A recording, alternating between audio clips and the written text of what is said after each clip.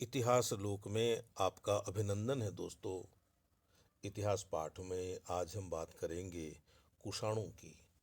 मेरे पास जो किताब है उसका नाम है प्राचीन भारत का राजनीतिक तथा सांस्कृतिक इतिहास, जिसे लिखा है प्रोफेसर वीसी पांडेय ने।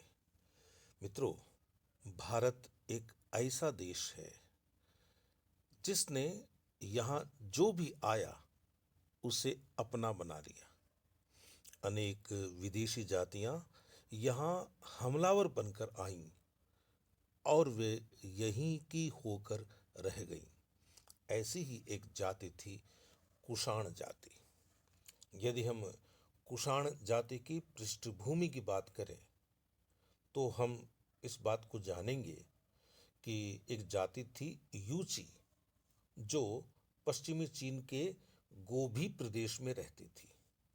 इसी के पड़ोस में एक अन्य जाति रहती थी जो इतिहास में हुंग नू के नाम से प्रसिद्ध है। गोबी प्रदेश की ये जो जाति थी यूची, इसके पड़ोस में एक दूसरी जाति रहती थी हुंग नू।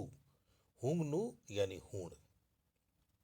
हुंग नू नरेश लाओ शंग ने यूची जाति पर आक्रमण किया और उसके राजा को मार डाला।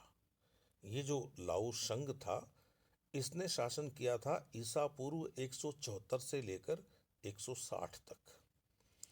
कहते हैं कि विजेता ने अपनी क्रूरता का परिचय देते हुए मृत यूची नरेश के कपाल का जल पात्र बनवाया।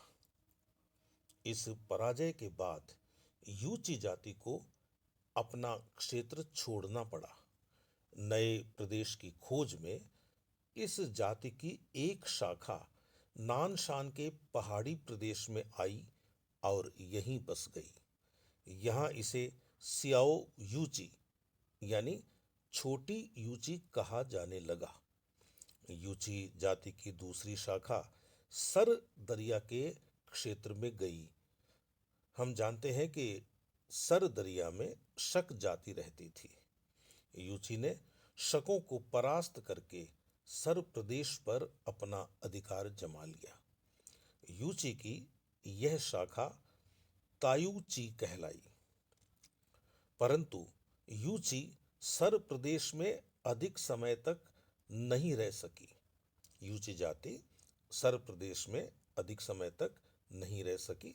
140 ईसा पूर्व में एक अन्य जाति वू सुन के राजकुमार ने हुंग नू की सहायता से यूची जाति पर आक्रमण कर दिया और उसे हरा दिया। यूची को सर प्रदेश से भगाकर ताहिया यानी बैक्ट्रिया में शरण लेनी पड़ी। उसने यहाँ के निवासी शकों को पराजित करके ताहिया में यानी बैक्ट्रिया में अपना राज्य स्थापित कर लिया। प्रतीत होता है कि शीघ्र ही यूची जाति 5 शाखाओं में विभक्त हो गई और प्रत्येक शाखा के अधीन एक एक राज्य था।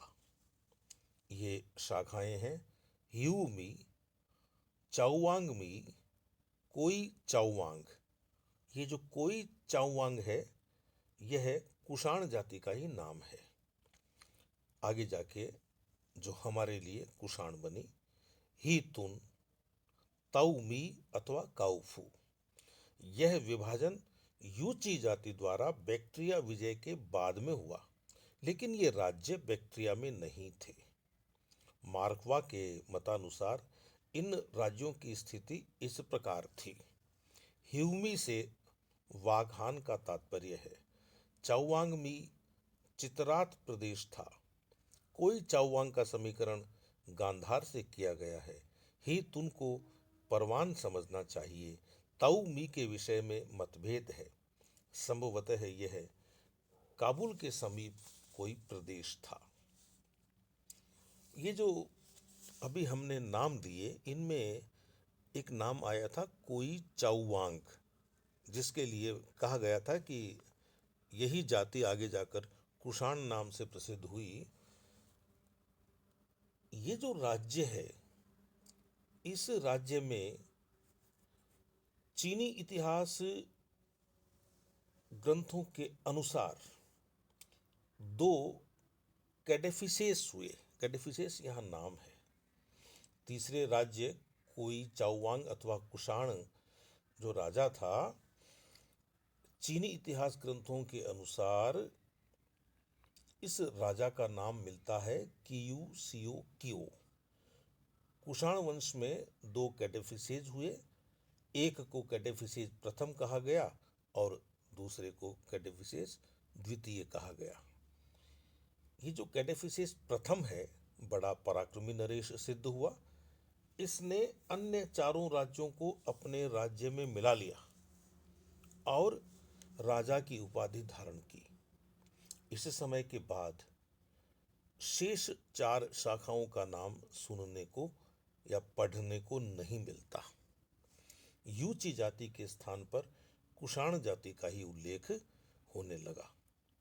अपनी स्थिति दृढ़ करने के पश्चात कुजुल कैडेफिसेज ने अपना राज्य विस्तार करना आरंभ किया। हाउ हान शू नामक चीनी इतिहास ग्रंथ के अनुसार इसने आसी यानी पार्थिया पर आक्रमण किया और काओफू यानी काबुल, पूता यानी अराकोशिया और किपिन यानी हिंदुकुश का दक्षिणी भाग अपने कब्जे में कर लिया। हम जानते हैं कि पहलव नरेश गांडोफार्नीज की मृत्यु के पश्चात पार्थिया एक निर्बल राज्य हो गया था। इस निर्बलता का लाभ उठाकर कुजुल कैडेफिसेज के नेतृत्व में कुषाणों ने पहलवों से अनेक प्रदेश छीन लिए थे। हम जानते हैं कि काबुल घाटी में हिंद यूनानी नरेश हर्मियस का राज्य था। कुछ ऐसी मुद्राएं प्राप्त हुई हैं जिनके अग्रभाग पर यूनानी में हर्मियस का नाम है और पृष्ठ भाग पर खरोष्ठी में कुजुल कैडेफिसेज का। कुजुल की उपाधि मह रजस महतस कुषाण कुयुल कफस भी है। इन मुद्राओं ने इन विद्वानों में विवाद खड़ा कर दिया है। टार्न का मत है कि ये मुद्राएं प्रचार के लिए बनवाई गई थी। काबुल घाटी पर अधिकार करने के बाद कुजुल कैडेफिसेस ने वहां की यूनानी जनता को प्रसन्न करने के लिए अपनी मुद्राओं पर यूनानी राजा हर्मियस का नाम अंकित करवा दिया था, जबकि हर्मियस मर चुका था। लेकिन अधिकांश विद्वान टार्न के इस मत का विरोध करते हैं। ये विद्वान हर्मियस को कुजुल का पूर्वगामी नहीं वरन समकालीन मानते हैं। कुछ विद्वान इन सम्मिलित मुद्राओं को कुजुल और हर्मियस की प्रगाढ़ मित्रता का द्योतक मानते हैं।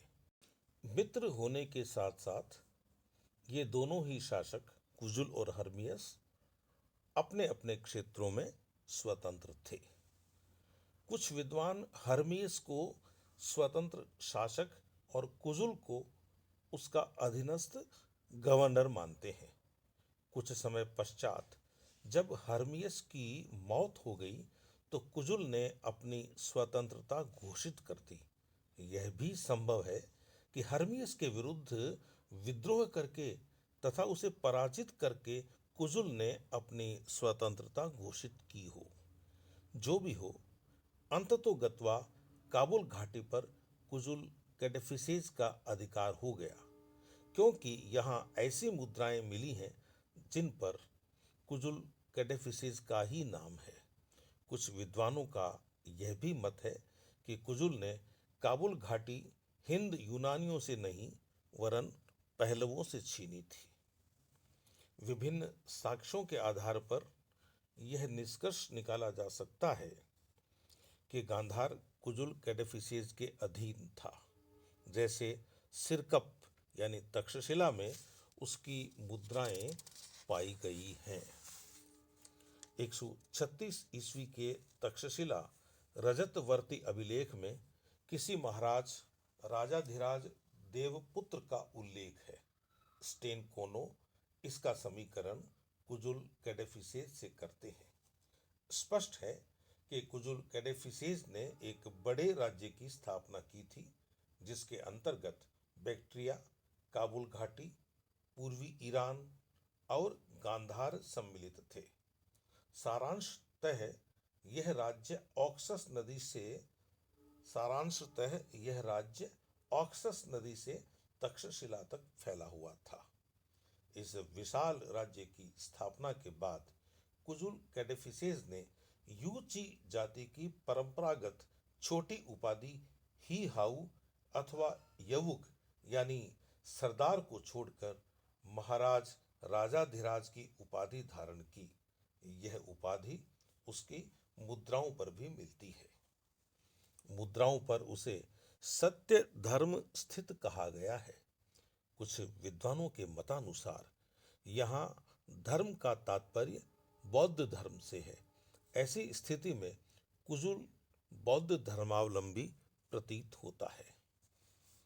कुजुल कैडेफिसेस की मुद्राएं जो मिली हैं वे तांबे की हैं। ये द्विलिपिक हैं, अर्थात इन पर यूनानी और खरोष्ठी दोनों लिपियों में लेख उत्कीर्णित हैं। कुछ मुद्राओं पर कुजुल का मुख रोमन नरेश आगस्टस के मुख की शैली पर बनाया गया है। कुजुल की ये मुद्राएं रोमन प्रभाव को सूचित करती हैं।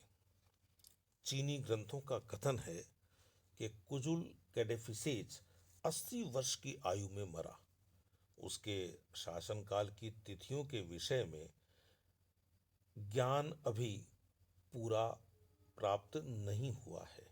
122 तिथि के पंजतार अभिलेख में किसी कुषाण नरेश को महाराज कहा गया है। कुछ विद्वानों ने इस महाराज का समीकरण कुजुल कैडेफिसेस से किया है और 122 तिथि को प्राचीन शक संवत की तिथि माना है। इस प्रकार कुजुल कैडेफिसेस 33 ईसा पूर्व में राज्य करता था। कुजुल कैडेफिसेस की मृत्यु के बाद उसका पुत्र विम कैडेफिसेस सिंहासन पर बैठा। चीनी साहित्य में इसका उल्लेख येन काओ चेन के नाम से किया गया है। कुजुल कैडेफिसेस और विम कैडेफिसेस को कैडेफिसेस प्रथम और कैडेफिसेस द्वितीय भी कहा जाता है। विम कैडेफिसेस अपने पिता की भांति ही वीर और महत्वाकांक्षी नरेश था। सर्वप्रथम उसी ने भारत में कुषाण राज्य की स्थापना की थी। उसकी भारत विजय के संबंध में कहा जा सकता है कि पंजाब में उसकी मुद्राएं प्राप्त हुई हैं। मथुरा में भी उसकी मुद्राएं मिली हैं।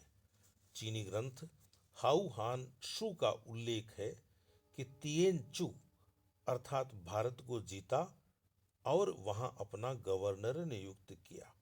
इस समय यूचियों की शक्ति बढ़ गई। लद्दाख में खलात्से नामक स्थान पर 187 तिथि यानी 32 ईस्वी का एक लेख मिला है। इसमें महरजस उविमकस्तुस का उल्लेख है। महरजस उविमकस्तुस नाम मिला है, उपाधि मिली है। संभवतः यह विम कैडेफिसेस ही था। मथुरा के निकट माट में राजाधिराज देवपुत्र कुशन पुत्र शही वेम तक्षम की मूर्ति मिली है। जायसवाल इसे विम कैडेफिसेस मानते हैं। इन साक्ष्यों के आधार पर निष्कर्ष निकाला जा सकता है कि विम कैडेफिसेस ने गांधार, लद्दाख, पंजाब और पश्चिमी उत्तर प्रदेश तक अपना अधिकार कर लिया था। स्मिथ आदि विद्वानों ने यह अनुमान किया है कि विम कैडेफिसेस का राज्य पूर्वी उत्तर प्रदेश के वाराणसी तक था। तर्क यह है कि विम कैडेफिसेस के उत्तराधिकारी कनिष्क के शासनकाल के दूसरे और तीसरे वर्ष के लेख क्रमशः कौशाम्बी और सारनाथ में पाए गए हैं। कनिष्क के शासन के प्रारंभिक काल का लेख होने के कारण विद्वानों ने यह अनुमान लगाया है कि संभवतः प्रयाग और वाराणसी के प्रदेश कनिष्क ने स्वयं नहीं जीते, वरन उसने अपने पूर्वगामी नरेश विम कैडेफिसेस से उत्तराधिकार के रूप में उन्हें प्राप्त किया था, लेकिन इस बात के पक्ष में एकाट्य प्रमाण उपलब्ध नहीं है। उसकी मुद्राएं भी बीटा और कौशाम्बी में मिली है। यही नहीं, बक्सर और बसाढ़ में विम की कुछ मुद्राओं की प्राप्ति के आधार पर यह अनुमान लगाया जाता है कि विम ने बिहार तक संपूर्ण उत्तरी भारत जीत लिया था, लेकिन कुछ मुद्राओं के मिलने के आधार पर यह निष्कर्ष निकालना उचित नहीं है। जो भी हो, विम कैडेफिसेज ने एक विशाल राज्य की स्थापना की थी, जो पार्थिया की सीमा से लेकर मथुरा तक विस्तृत था। इसके अंतर्गत अफगानिस्तान, अफगान तुर्किस्तान, बुखारा और रूसी तुर्किस्तान के कुछ भाग सम्मिलित थे। विम कैडेफिसेज ने सोने और तांबे की मुद्राएं चलाई। इन पर शिव, नंदी और त्रिशूल अंकित हैं। कुछ मुद्राओं में उसका नाम माहेश्वर मिलता है, अतः वह शैव प्रतीत होता है। उसकी मुद्राओं के अग्रभाग पर यूनानी में बेसिलियस, बेसिलियन, सोटरमेगस, ओइमो, बिम कदफिसस लिखा हुआ है और पृष्ठभाग पर खरोष्ठी में उसकी लंबी उपाधि महरजस, रज, धीरजस, सर्वलोक, ईश्वरस, महेश्वरस, विम कदफिसस त्रतरस मिलती है। उसके शासन का अंत 78 ईस्वी के पहले हो गया होगा, ऐसा माना जाता है। तो मित्रों, यह था आज का इतिहास पाठ। फिर मिलेंगे। नमस्कार।